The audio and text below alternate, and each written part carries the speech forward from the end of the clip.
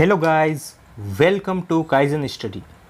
मैं हूं अशोक गौड़ और आज हम प्रश्नावली 1.2 का अध्ययन करेंगे, इसका सॉल्यूशन करेंगे।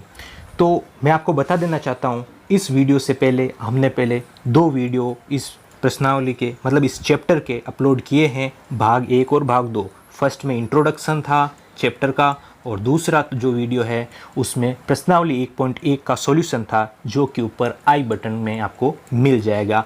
उसे देखें और फिर हम आगे चर्चा करते हैं प्रश्नावली 1.2 के सॉल्यूशन के बारे में।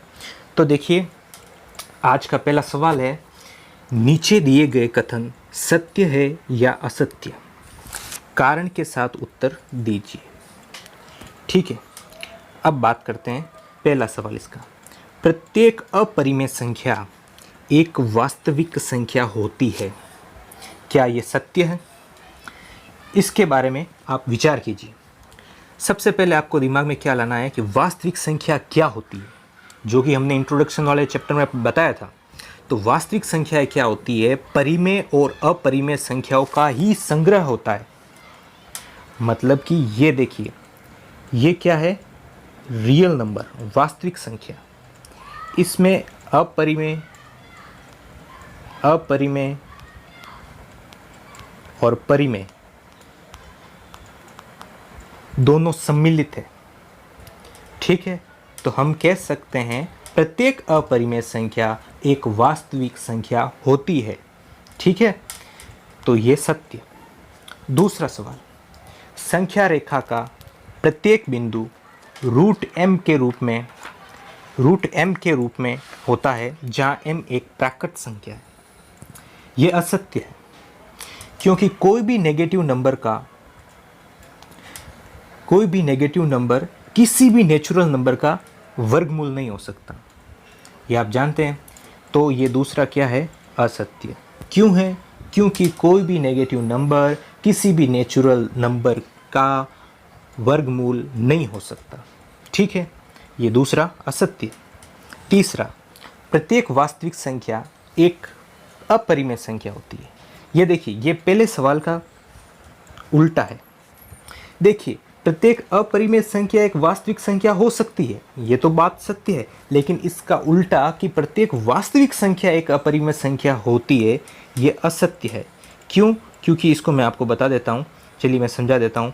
देखिए, ये इतनी बड़ी संख्या जो है, इतना बड़ा जो बेग है, इस बेग में ये वास्तविक संख्याओं का बेग है, जिसमें अपरिमेय संख्या और परिमेय संख्या डाल दी। क्या हम इसका उल्टा कर सकते हैं? वास्तविक संख्याओं के बेग तो बहुत विस्तृत है, इसमें हम अपरिमेय डाल सकते हैं। देखिए, ये सवाल क्या कहना चाह रहा है? ये सवाल कहना चाह रहा है कि ये अपरिमेय संख्याएं हैं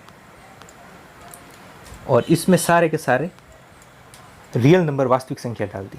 ऐसा सत्य थोड़ी है, ये तो असत्य है। क्यों? क्योंकि प्रत्येक वास्तविक संख्या में अपरिमेय और परिमेय संख्या आ सकती है, लेकिन प्रत्येक अपरिमेय संख्या में वास्तविक संख्या तो आ नहीं सकती। तो तीसरा भी हमारा हो गया असत्य, तो हमने इसको फॉल्स कर दिया। अब बात करते हैं अगला सवाल। क्या सभी धनात्मक पूर्णांकों के वर्गमूल अपरिमेय होते हैं? यदि नहीं, तो एक ऐसी संख्या के वर्गमूल का उदाहरण दीजिए जो एक परिमेय संख्या है। तो देखिए, ये जो पूछ रहा है उसका जवाब क्या होगा? इसका उत्तर होगा नहीं। उदाहरण लेते हैं हम।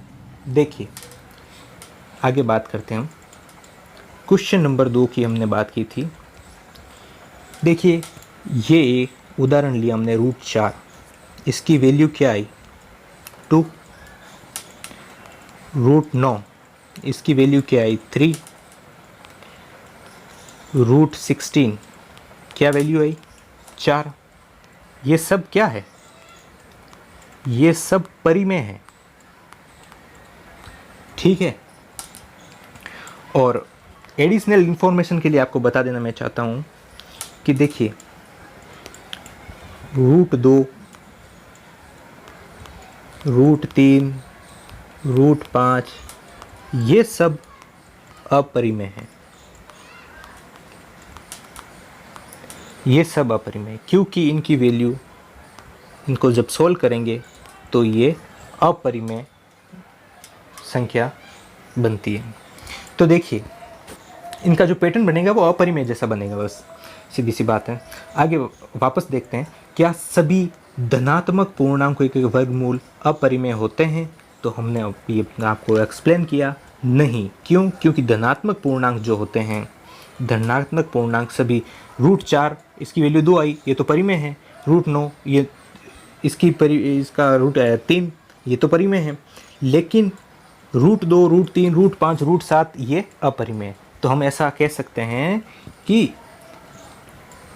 प्रत्येक धनात्मक पूर्णांकों के वर्गमूल अपरिमेय नहीं होते। ठीक है, आगे हम बात करते हैं सवाल नंबर 3 की। सवाल नंबर 3, दिखाइए कि संख्या रेखा पर √5 को किस प्रकार निरूपित किया जा सकता है। देखिए इसके लिए मैं आपको सबसे पहले बता देना चाहता हूँ, पाइथागोरस प्रमेय आपने पढ़ी होगी। पाइथागोरस प्रमेय क्या होती है? ये एक समकोण त्रिभुज है जिसका ये परपेंडिकुलर, जिसे हम हिंदी में लंब कहते हैं, और ये है बेस जिसको आधार कहते हैं, और ये हाइपोटेन्यूस जिसको हम कर्ण कहते हैं। तो पाइथागोरस प्रमेय क्या कहती है कि कर्ण का स्क्वायर इज इक्वल टू आधार का स्क्वायर प्लस लंब का स्क्वायर। ठीक है, यह हमें एक वैल्यू दे दी है √5।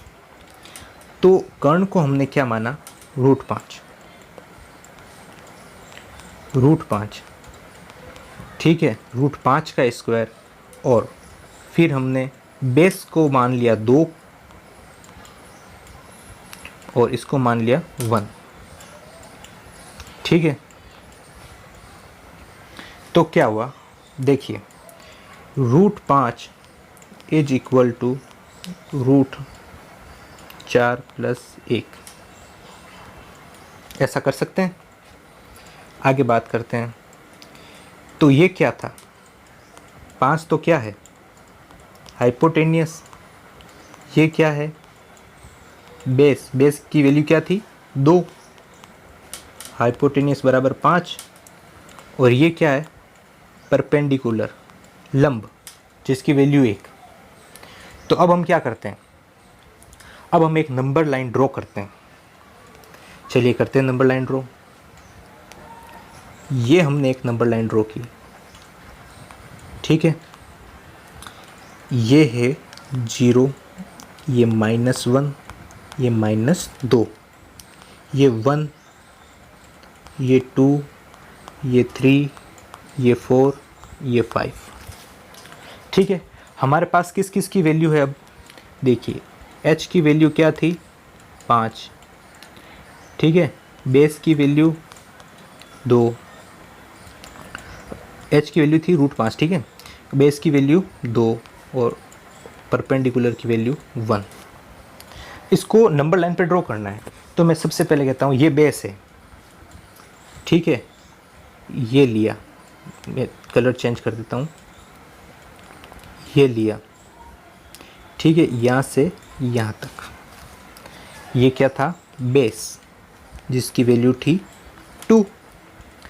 अब परपेंडिकुलर, परपेंडिकुलर लेते हैं, यहाँ से 1, ये 1, ये क्या है? परपेंडिकुलर। ठीक है, अब जब हम इसको मिलाते हैं तो ये क्या बनता है? हाइपोटेनियस। पाइथागोरस प्रमेय के हिसाब से देख सकते हैं आप, 2 का स्क्वायर 4 प्लस 1 का स्क्वायर 1, उनका हो गया रूट, तो ये हो गया √5, ये हाइपोटेनियस।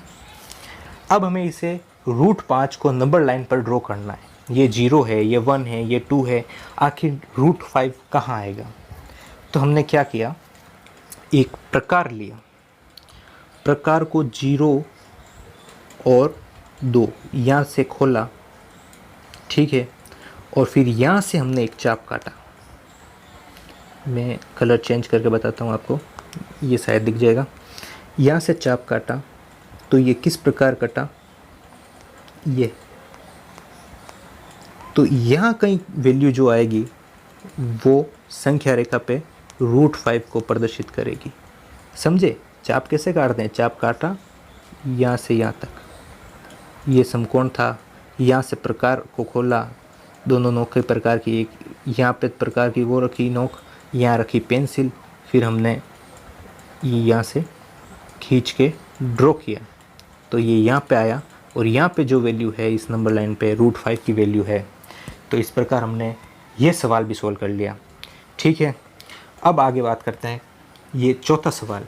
ये तो आप एक अच्छी एक्टिविटी आप कर सकते हैं, और यदि नहीं हो तो आप मुझे कमेंट बॉक्स में ज़रूर बताएं, मैं आपको इसको प्रॉपर एक कॉपी में प्रकार और पेंसिल की सहायता से मैं आपको ड्रॉ करके बताऊंगा। और वैसे ये पिछले सवाल की तरह ही ड्रॉ करना है, बहुत ही इंटरेस्टिंग है।